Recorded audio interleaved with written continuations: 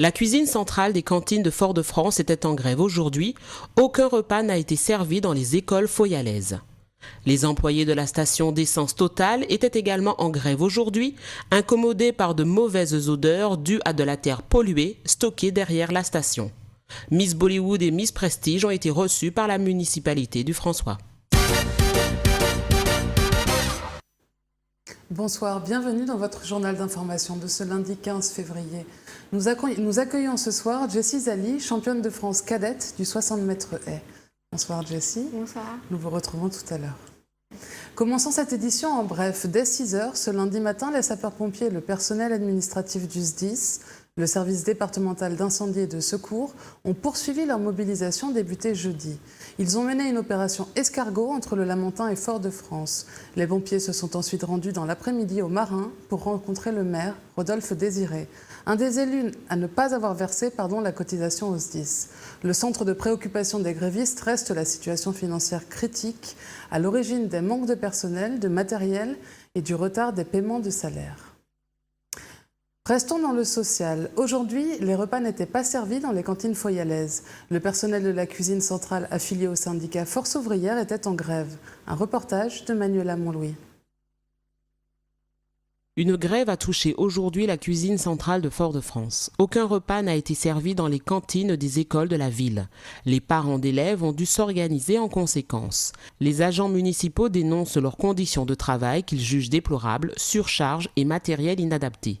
Déjà, une réunion entre les grévistes et la ville de Fort-de-France s'était tenue le mardi 2 février. À l'issue de cette négociation qu'ils jugeaient insatisfaisante, les employés avaient cessé le travail et les élèves foyalais avaient été privés de repas le jeudi 4 février. C'est un seul point qui pose problème, une demande de prime que la municipalité estime injustifiée. Suite à l'annonce de cette grève, les parents des élèves des écoles maternelles et primaires de Fort-de-France ont été invités à prendre les dispositions nécessaires pour le déjeuner de leurs enfants. Priscilla Hippolyte a rencontré des parents d'élèves à l'école Marcel Placide. Reportage. À la suite d'un mouvement de grève mené par la cuisine centrale de Fort-de-France ce lundi 15 février, les cantines des écoles étaient fermées. Par conséquent, les parents d'élèves ont été tenus de prendre leurs dispositions pour assurer un repas à leurs enfants. Comment l'ont-ils ressenti ? Des parents d'élèves nous en touchent quelques mots. Je trouve que c'est un petit peu compliqué pour les parents qui travaillent si loin. Je trouve que c'est difficile parce qu'on va mettre ma copine, elle m'a demandé. La dame, elle travaille dans les zones, elle n'a pas de voiture, le temps pour venir récupérer sa fille. Ça prend du temps aussi, alors elle m'a demandé. Moi-même, je n'ai pas le temps parce que j'ai une fille autiste, mais j'ai sacrifié pour faire pour elle parce que c'est un à l'autre, comme je dis, on l'a aujourd'hui, t'as demain, et il peut être moi, il peut être lui. Alors, comme on est mère des enfants, alors vous mettez-nous ensemble, chez la merveille, on est l'autre. Je pense que c'est pour une bonne raison qu'il y a grève de toutes les façons, donc il faudrait plus prendre son mal en patience. Et puis, côté organisation, j'ai eu la chance de travailler de l'après-midi, donc j'ai pu faire le repas des filles pour emmener pour elles. Donc voilà, c'est une organisation. Il y avait déjà un mot qui tournait sur WhatsApp ou Facebook, disant qu'il n'y aurait pas eu cantine, donc je pense qu'on avait déjà été prévenus assez tôt. Oui, c'est pas pratique parce que il faut qu'on laisse tout ce qu'on a pour venir récupérer les enfants, pour cuisiner, pour faire à manger pour eux et ensuite les ramener après. Et voilà, si on travaille, on a des choses à faire, on n'est pas censé à chaque fois venir récupérer les enfants puisque on paye la cantine, c'est pour qu'on soit quand même rassuré du repas de nos enfants. Je l'ai entendu ce matin aux informations, mais avant les vacances, en fait le dernier jour des vacances, il y avait déjà la grève de cantine, puisqu'on m'a appelé pour me dire de venir les récupérer. Je pensais que ça n'allait pas durer. En attendant que le mouvement de grève se termine, les parents d'élèves prennent leur mal en patience et s'organisent du mieux qu'ils peuvent pour faire face à cette situation. Les salariés de la station-service Total de la brasserie Lorraine au Lamentin ont exercé leur droit de retrait ce lundi. Incommodés par l'odeur émanant d'un tas de terre souillée venue du démantèlement de la station Total de Sainte-Marie, stockée derrière la station du Lamentin. Un reportage de Jean-Pierre Zabulon. Problèmes respiratoires, picotement des yeux, nausées, maux de tête sont les raisons qui ont poussé les salariés de la station Total Union Est à exercer leur droit de retrait ce matin. Total entrepose des citerres depuis le mois de mars 2015 en fait. Et en fait, je pense que les autorisations qu'ils avaient eues ont expiré, donc on leur demande la possibilité de retirer les terres pour qu'on travaille dans de meilleures conditions. On a fait un droit de retrait au mois d'avril 2014, lorsqu'ils ont commencé à entreposer les terres. Et parce qu'en fait, s'il y avait des odeurs vraiment désagréables, on ne pouvait pas supporter, on ne pouvait pas travailler. Et là, on a repris le travail parce qu'ils ont pris des conditions avec nous, lâcher les terres, mettre une unité de brassage des terres. Mais on va dire que malgré ça, ça ne fonctionne toujours pas, on a toujours les mêmes désagréments. Il y a un manque à gagner, certes, pour l'entreprise et pour les salariés, mais nous attendons vivement de voir la décision de Total pour discuter avec eux et négocier avec eux pour prendre en charge la journée de travail et les pertes encourues par l'entreprise cette journée. Alors nous sommes 10 employés, mais les autres employés doivent venir tout à l'heure parce qu'ils avaient des obligations avant de venir. Donc voilà. Elle va durer tant que Total ne trouvera pas de solution par rapport au retrait des terres qui sont derrière la station-service. Un accord a été trouvé dans l'après-midi et les employés reprendront leur poste demain à la première heure. Vous l'avez compris dans le reportage, un accord a été trouvé. Les salariés reprendront leur travail demain matin, mardi. En revanche, selon les dernières informations, l'odeur serait peut-être due à une fosse septique. Affaire à suivre. Parlons culture à présent. La municipalité du François a souhaité mettre à l'honneur ses Miss martiniquaises. Le maire a reçu lors d'une cérémonie Malika Ascendor, Miss Bollywood, et Naomi Exili, Miss Prestige Martinique. Un reportage de Manuel Amon-Louis sur des images de la ville du François. Malika Alcindor et Naomi Exili, respectivement Miss Bollywood et Miss Prestige, ont été reçues par les élus du François à l'hôtel de ville. « Vous êtes notre fierté », leur a déclaré le sénateur-maire du François, Maurice Antiste, en joignant à elle les 3 autres demoiselles primées. Accompagnées de leurs parents, elles ont dit leurs émotions d'être reconnues et félicitées par l'édilité. Ces ambassadrices de la beauté noire ont indiqué vouloir porter haut et loin les couleurs de la Martinique dans sa diversité. Durant l'année 2015, j'ai eu beaucoup de manifestations, donc entre autres des défilés, des représentations lors de manifestations culturelles, des shootings photos, beaucoup de choses. Alors pour cette année 2016, espérons-le, avec l'aide de Dieu, à la fin de l'année, je partirai pour l'élection nationale de Miss Bollywood. Donc je n'ai pas encore le lieu, mais je me le dirai et j'espère que ça se passera bien. Le titre de Miss Bollywood me représente pour moi la consécration dans l'affirmation de mes origines lointaines. Effectivement, mon arrière-grand-mère est indienne, donc j'ai dans mon sang, dans ma peau, dans mon corps, des origines indiennes que j'ai voulu revendiquer, ce que je fais maintenant grâce à Dieu. Grâce à cette aventure, j'ai de nombreuses portes qui s'ouvrent à moi et au final, je suis très fière d'avoir été jusque-là. En tant que Miss, déjà, je vais répondre aux événements sur lesquels on m'appellerait. Je me porte présente pour toute prestation, pour tout ce qui se présente à moi. Et pour mon futur, j'envisage une carrière dans le mannequinat, ça m'intéresse énormément. Et comme j'ai dit, plein de projets m'attendent dans la publicité, les shootings et j'espère que ça marchera bien. Rappelons que pour l'année 2015-2016, la ville du François a été dignement représentée. 5 des Miss de Lille sont de la commune. Dès son retour de Lille, Morgane Edwige, première dauphine de Miss France, avait été reçue en grande pompe par la ville, les franciscains et les martiniquais. À l'issue de la réception, les participants ont trinqué en l'honneur des Miss qui ont dignement représenté la Martinique et leur ville, le François. Et une rencontre maintenant. René est à la retraite depuis une dizaine d'années. Passionné par les savoir-faire d'antan longtemps, il occupe ses journées par le jardinage, le tressage et d'autres activités.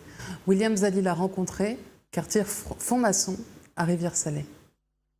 Samedi dernier, nous sommes allés à la rencontre de René au lieu-dit Font-Maçon à Rivière-Salée. Retraité depuis plus de 10 ans, une retraite qui lui pleinement sans stress. L'heure n'a plus d'importance pour René, sauf pour ses démarches administratives. Autrement, ses matinées se résument à entretenir son jardin, ses poules, moutons et bœufs à nourrir, faire du charbon et, s'il lui reste un peu de temps, fabriquer des paniers. Une retraite qu'il attendait depuis bien longtemps.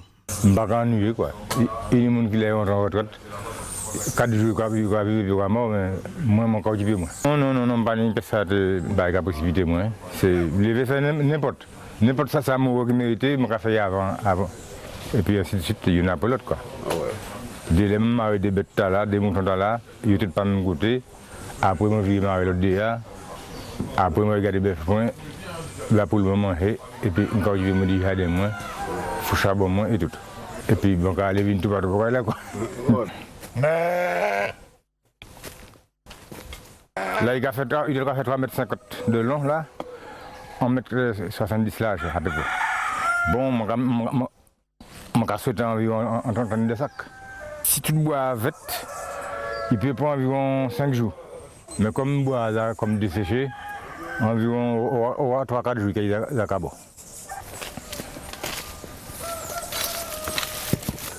Là, ça c'est le jardin qui a mort, qui a fouillé, donc c'est passer après, racheter plan pour qu'il commence à planter. Il y a un portugais, Dominique, il y a un poule. Il y a des pieds cannes, il y a des pieds choux, choux-di, chouaka quoi.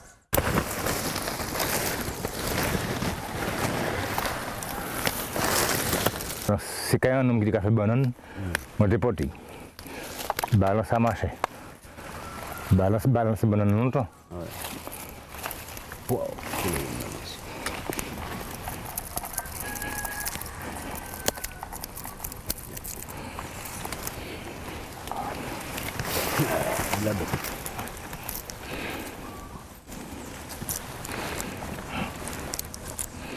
Non, la ligne, on peut planter n'importe où. Mais pour cette ligne, on va la ligne.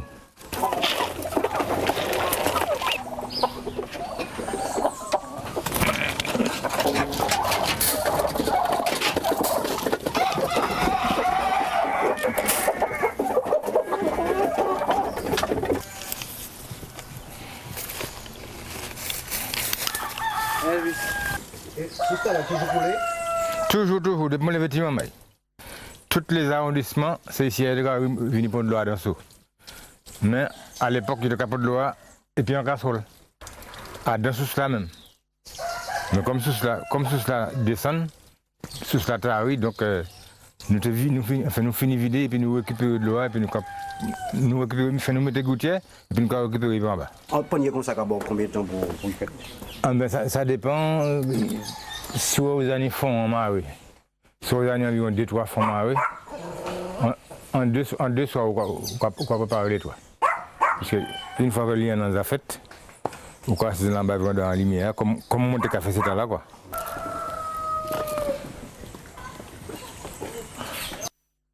Retrouvons maintenant l'invité de cette édition, Jessie Zali. Vous êtes une athlète martiniquaise, vous avez 17 ans.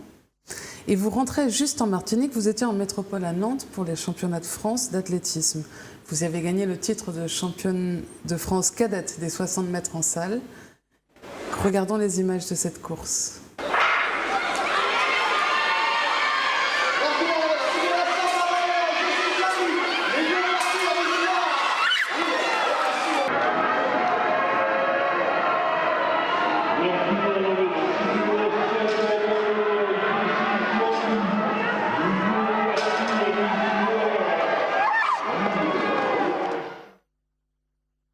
Alors Jessie, comment en êtes-vous arrivée à cette discipline du saut de haie?